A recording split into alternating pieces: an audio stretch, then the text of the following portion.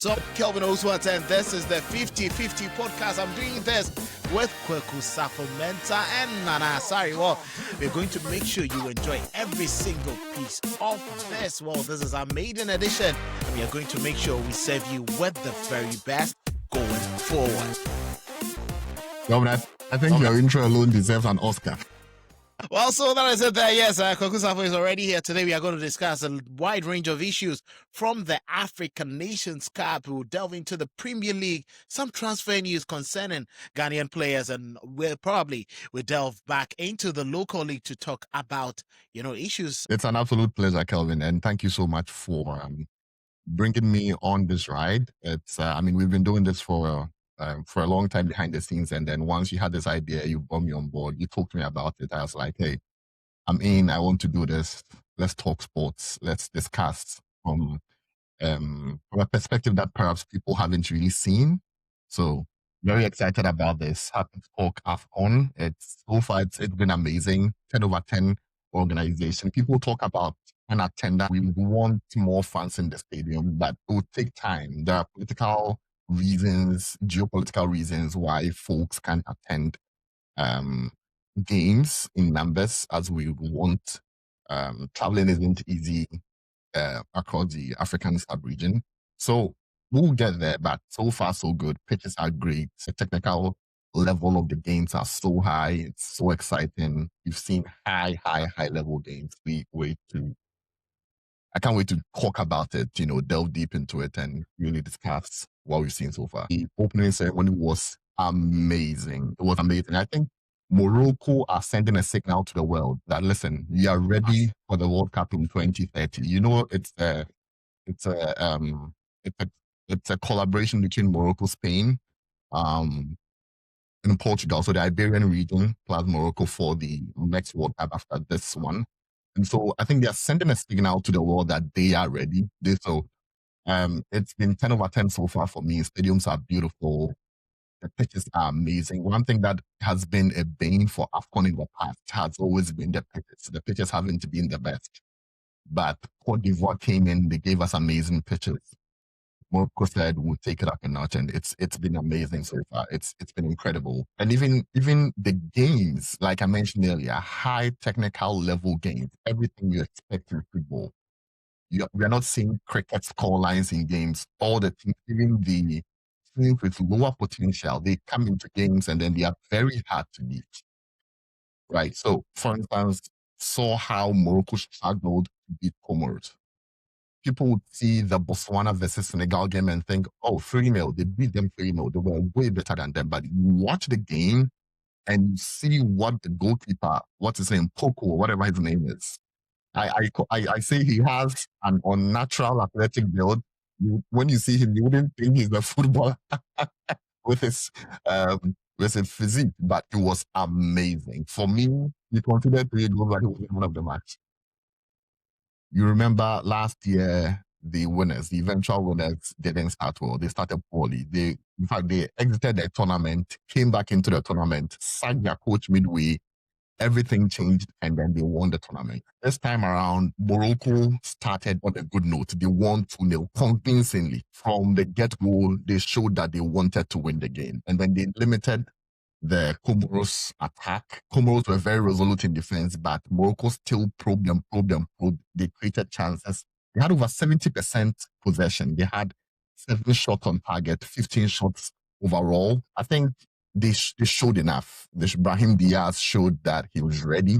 In the absence of players like Ziyech, they still showed that they are ready. They lost their captain early on, Romain Saiz, but it still didn't deter them. They didn't drop their heads. They still went on, probe them. Even late in the second half, before the goals came, agitations from the stand, the players didn't bother. They still went ahead, they probing, and then they got the 2 goals that they needed to win the game with. So I think, yes, they've done well. People talk about curse of the hosts. I really hope that it doesn't come back to haunt them as host, but they showed enough to win it. I have my biases though. I think that the trophy would come to West Africa.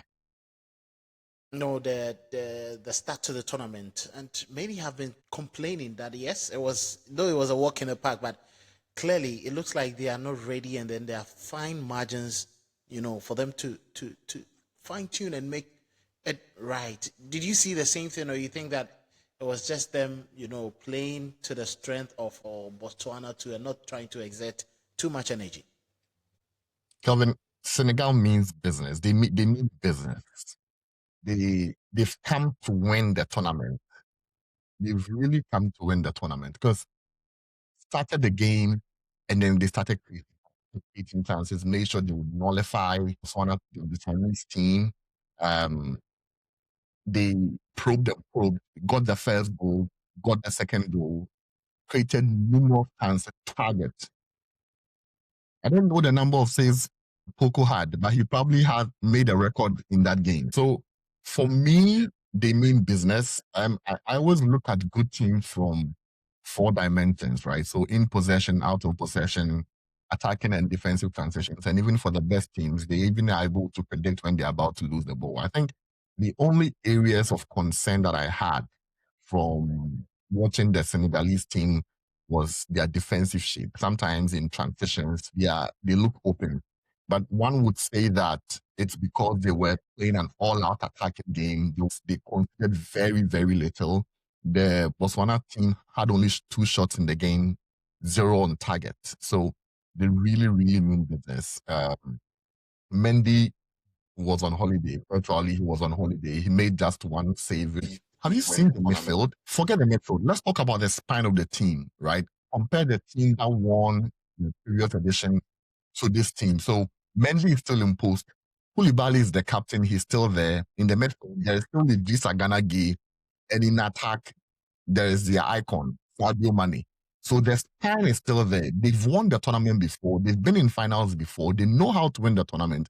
They've been to the World Cup. They've beaten big teams. Look at the last games that they've played. The only game that they probably lost was against Brazil, right? And then it was I think they lost to 2 set piece goals, if I'm not making a mistake. So they have an experienced team. They've won it before, and they have individual quality. They've added players who are perhaps playing the football of their lives, like, man in GI from Everton, fantastic player, very skillful, can beat players one-on-one. And he's in there now. He's in the team now. So they have a solid team. Pape Gueye from Villarreal, fantastic midfielder. He always reminds me of Pogba on his day. I'm not saying he's on Pogba's level. I'm just talking about skill set, the physique, the build, tall, athletic, lanky midfielder, very good on the ball, can dribble in tight spaces, can shoot, and has the athletic capacity to go box to box, right? And then there's Idrissa Gana Gueye, very experienced. He's played in the Premier League. He played for Paris Saint-Germain. He's played in Champions League. He's won the AFCON before. And he's in midfield, partnering Pape Gueye. And then, of course, Koulibaly, right? In defense, leading the charge, captain of the team. So they mean business. I strongly believe that the AFCON would come back to West Africa. I mean, Morocco hosted in 2004. They didn't win. They tried it. It didn't work for them. I don't think this is the time again, but we'll see. Yeah, Calvin. So one more thing I also noticed from the AFCON this year is that the big boys have really come to play. They've come to show why they are big boys. They've come to show why they are the poster boys of their team. First game, Brahim Diaz scores. He's called for his team. He lays the marker. He shows that the poster boy he's him, right? For Senegal, we saw a change, a handover from Sadio Mane to Nicolas Jackson. Now he's leading the line now. I know Sadio Mane is still the leader in attack, but Nicolas Jackson has really come to the fore.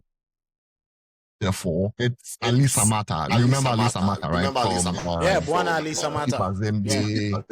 Yeah.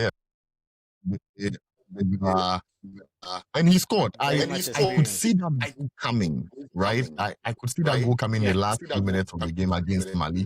Goal. Almost broke his neck with the celebration over there. So that's another thing about the AFCON. The big boys have really come. Riyad Mahrez scored perhaps the fastest goal in the AFCON this year.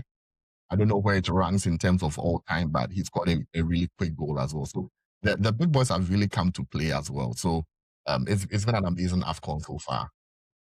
Well, Osimhen, though, he's there to stay. we cannot leave without talking about, our brothers from the fatherland, Nigeria. They still look, untidy. They still look very much untidy, and I think that there are still issues around. But what do you make of Eric Shell and the team's performance, yesterday? Though they managed to win 2, and the last AFCON that they got to the final, they drew their opening game. But this time around, they managed to get, the opener. I still think that Eric Shell has tactical or technical issues. I don't know if you share same I with me, agree. because their second half is still I terrible. totally agree. I totally agree. I totally agree. I totally agree. Honestly, I haven't been convinced about Eric Shell. I mean, for the let's talk about the FIFA World Cup qualifiers and how they didn't make it. And I'll put that blame on the doorstep of the administrators, the management of the team. They should have sorted the bonus issues. It shouldn't have even come up at this crucial hour. So we'll talk about that. But beyond that, if you watch their first game, they didn't play with that swagger of title contender, right? They have very good players from defense to attack. Alvin Bassi with Ajayi in central defense, midfielders. He will be with playing together with Wolford in DD. On the wings, they have Chukwueze, they have Ademolola Lukman in attack. They have Africa's best striker, in fact, top 3 best strikers in the world, Osimhen, Osimhen, Yeah. right? And right? I still feel they didn't play with that swagger of champions, that swagger of title contenders, that swagger of the favorite to win a tournament. Now, someone might say, they might be slow starters, when you think about how they started last year and then they got to the final. But this is a different circumstance. This is coming off the back of that huge disappointment in terms of qualifying for the World Cup. You would think they would come in, set all guns ablaze, and show that they are real title contenders, inspire them back into 200 million plus Nigerians supporting them. It did get the victory though, but it really didn't inspire confidence. You look at the team and you see that this team still lacks something. Are they compact enough? Not quite, right? Are they compact enough? Not quite. Do they create enough chances? Maybe not so much, right? You would think they would leverage their physicality. So they will look at set pieces, corners, put balls into the box. But rather, the players want to be technical and play the ball to feet. And I really didn't understand why they were doing that. But again, perhaps it's that thing of, being a slow starter, getting that first win, warming yourself into the tournament, and then really hitting your peak as the tournament progresses. So let's wait and see. But almost became a laughing. No Ghanaian will wait to banter them on social media. Well, yes, I'll be looking forward to other things. But the current champions or defending champions, yes, Cote d'Ivoire, led by that goal from Ahmad in the 49th minute. Ahmad Diallo scoring the only goal to give them a 1-0 victory of a very stubborn Abwe side. Well, they managed to pick all 3 points, and it looks like, yes, they've started the tournament also on a high. They were very much attacking, but couldn't really bank in the goals at that. Well, that will be it for the African Nations Cup discussion, but we'll be getting a lot more into it. But if I should pin you to the wall to pick your favorite for the trophy now, which team do you think stands tall among all the giants you've seen? So that's an interesting question to stick my neck out for a team after match day 1, especially with Morocco showing that they want to host and win it. For me, I think it's Senegal. I think Senegal have come in, they've laid down the marker, they've shown everyone that they are here to win the tournament. And perhaps they have the most complete team. The weapon faction against them might be Nicolas Jackson. But I think that, yes, Nicholas Jackson has been doing pretty good. His finish was, a hurricane-esque, and I'm sure he's picking lessons from Hurricane. He was in the right place at the right time to bang in the goals. And yes, that is how we would shut down the African Nations Cup and get into another topic for discussion.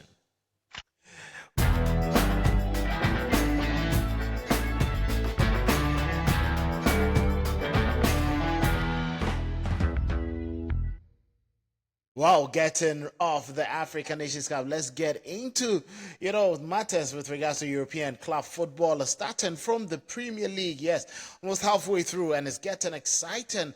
Manchester City keeping it close at Arsenal. Arsenal have dropped points, a number of times, but Manchester City have picked up the pieces. Aston Villa on a very excellent 11-game winning run. And you look at that performance and you ask yourself, what is Unai Emery cooking back in there? But, let's look at the current table, the current happenings, especially with regards to Arsenal and Manchester City. There was a gap. Pep Guardiola sent out a warning that, yes, he knows how to do this and he's more confident of his team this season more than ever. Is reality catching up on Arsenal, and are they going to repeat what they normally and consistently have been doing every season? Calvin, you hit the nail right on its head. I worry for your team, honestly. I really worry for your team. If you are in a title race and your closest contender is Guardiola team, and you just lead by 2 points, and you're not either Jose Mourinho or Antonio Conte, then you should be worried. You should be worried. When Guardiola made that statement after the international break, interestingly enough, he lost the next game. And I felt Arsenal had the opportunity to go 4 or 5 points ahead. And then Arsenal went on to lose to Aston Villa. In a game I believe Arsenal should have won. Right. And so for me now, although Man City are second and Arsenal lead them with 2 points, Man City look more likely to win for various reasons. One, they've won it before. They have a manager that has won it before. He won it 4 times back to back. Right. He made record number of points, 100 points, made record number of goals, and he showed us consistently that he is the best finisher when it comes to the Premier League or in the league in general. Guardiola's teams, oftentimes, it's not about how they start, it's about how they finish. If you look at the number of times that they've won the EPL or the Premiership, you'd notice that they are always the best finishers. I remember when they went on a 15-game winning run against Liverpool. And they beat Liverpool as well. So they were very close, in terms of points, right, with Liverpool. And then they went on a winning run. They had a game with Liverpool. They beat Liverpool and they won the trophy. Now, I worry for Arsenal because Arsenal needs to go to Etihad and pick up a result, a good result. They can't go there to draw. They can't go there to do anything other than to win that game. And the unfortunate thing for Arsenal is that we have an unlimited budget. Now, was that they signed perhaps the best winger this season, that's Antoine Semenyo. They created a profile in their heads. They want a winger that would give them goals and assists. And Semenyo's name floated to the top. So he's bringing more goals. They have Haaland, who can score 30 goals in the league. Arsenal do not currently have any player that can score 20 goals. Perhaps you would mention jokers, but when you watch Arsenal play, they don't even play for jokers. It looks as though they are playing for Saka instead. And Saka, for all his brilliance, for all his talent, he hasn't been in good form now, right? So I really, really, really worry for Arsenal. Well, there's a worry for Arsenal, and that is my team. They keep not getting better. Well, they kind of keep not getting better, but Kwaku, we can't talk about Arsenal and leave Manchester United. It's oh my goodness. Today is a win. Today is a win. The next day is a draw. The following day is a win. What is actually happening, and where do you think that this inconsistency stops, and how would it be solved by the manager in charge? I don't think the manager in charge will solve the problem, but the problem with Man United has been a leadership problem that morphed into a structural problem, and then the outcome of it all has been the poor result that we've seen in the league, right? First of all, there's no reason why Amorim should have stayed after last season. You don't finish 16th or 17th with a club like Man United and then you get to keep your job. You were almost relegated. You lost in a cup final against Tottenham of all teams. Yet still, you managed to keep your job. You were given money to spend to build the team to come back better. You spent all that money on attackers. And then you tried to create a system that only works in your head. You create a system that only works when all conditions are perfect, which won't happen in real life. So for me, it's problematic. I mean, beyond the poor finish last season, the other sackable offenses include deploying Bruno in a role that makes him play further away from goal. No matter how you see it, love him or hate him, Bruno is the heart and soul of Man United. He's been our best player since he came to the club. Well, bar the season Ronaldo was at Man United, right? And he's consistently been our top scorer. He's the best goal scorer at the club. So if you deploy any system that requires Bruno Fernandes to play further away from the goal, that alone is a sackable offense. And any system that ends up with a reshuffle, that ends up with Luke Shaw in central defense and pushes someone like Delete or Euro to right back, that also is a sackable offense. Maybe one day we should go deep into his rotations in his 3-4-3 system and how it pans out, how he rotates to a 4-4-2, and how it ends up with players like Delete at right back, Euro at right back, and Luke Shaw in central defense, right?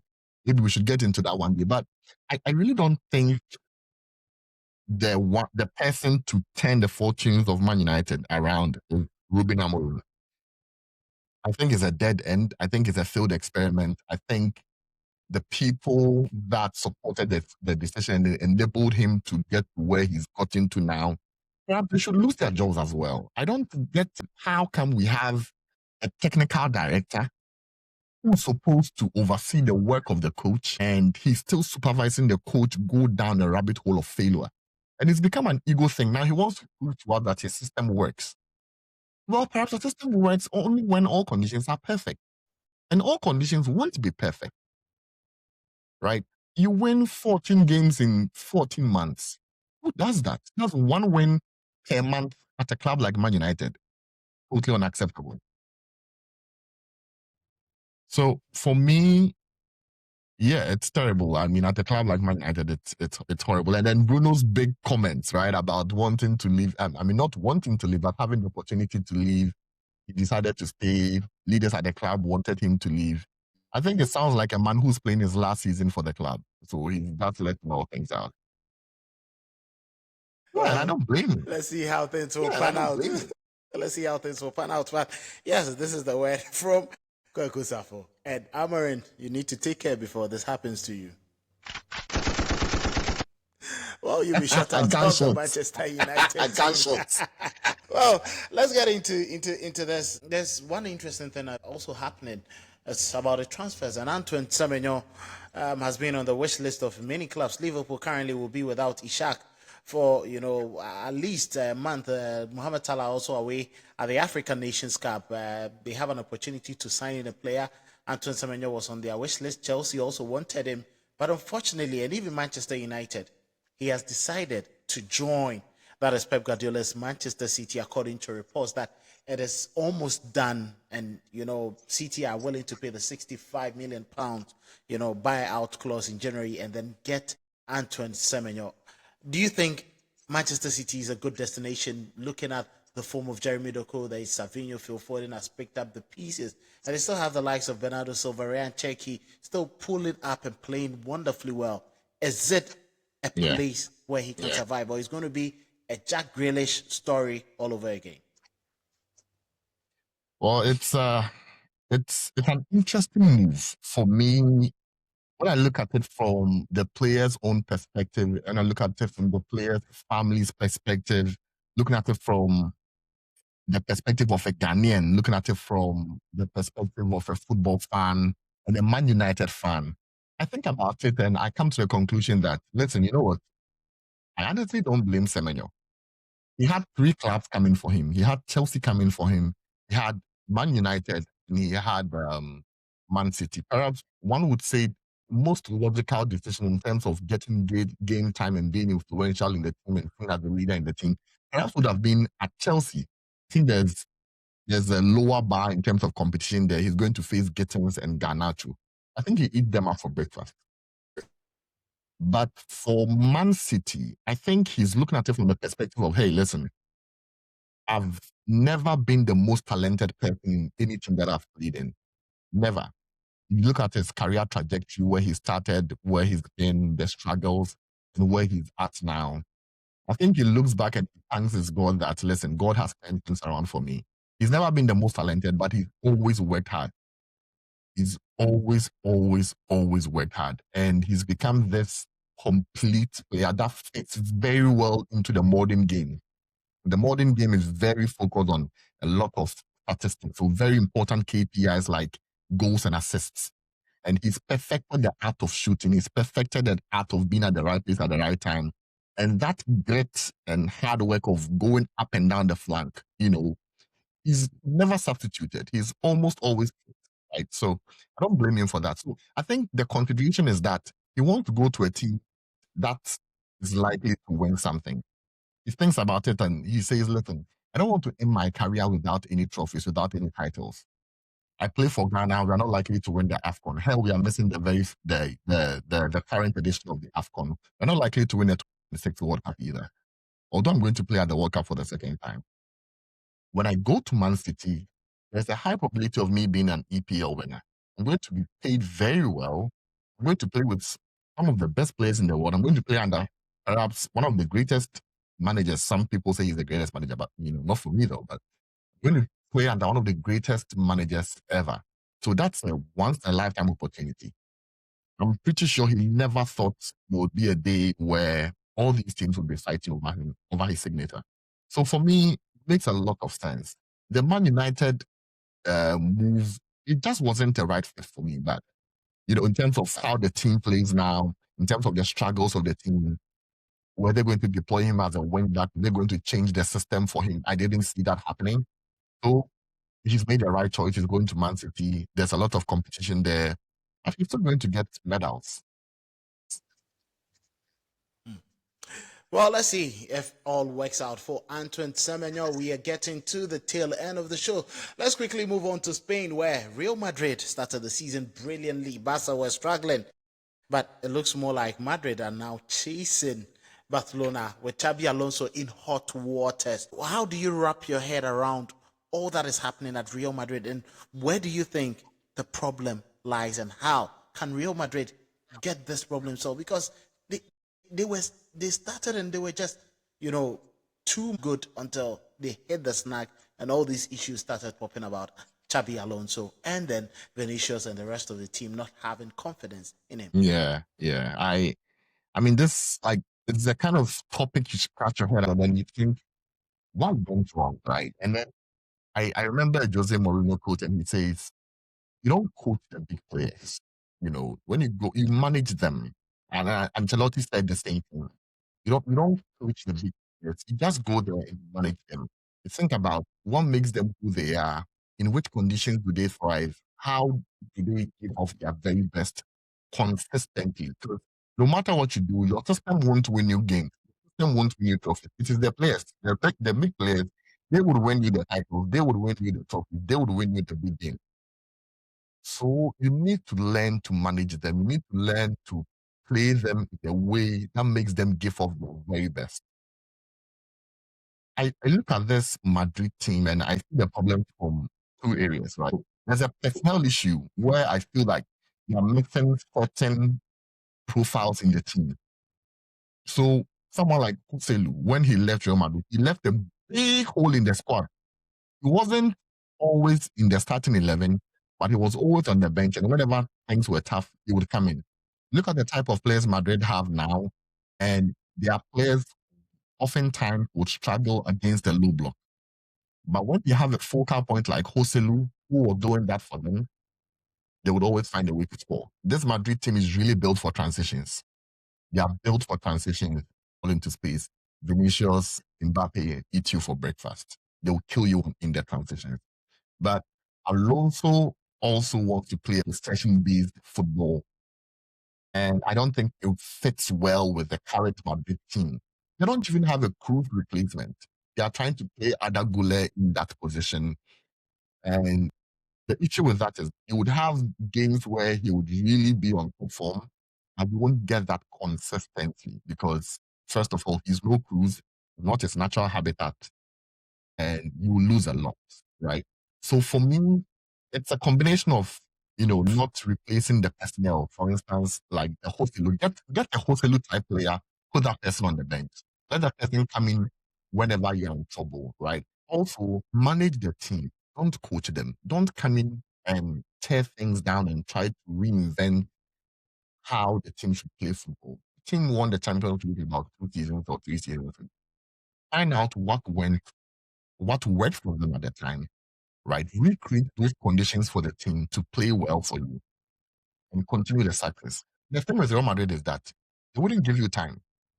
You haven't been the best club in the world by giving coaches time. They come in, they give you the best players, it doesn't work or you don't perform, they show you the door. Well, let's see how things will pan out for them. They've had enough time, the break to resolve whatever issues that they've had with their festivities. And hopefully, after that, they get back strongly because we are getting to the business end of the season. Thank you so much, Quacos Alphabet. This is how we'll be drawing the curtains on today's episode. Don't forget that we are going to get it back to you in our next episode. The only place or the only places you can have this.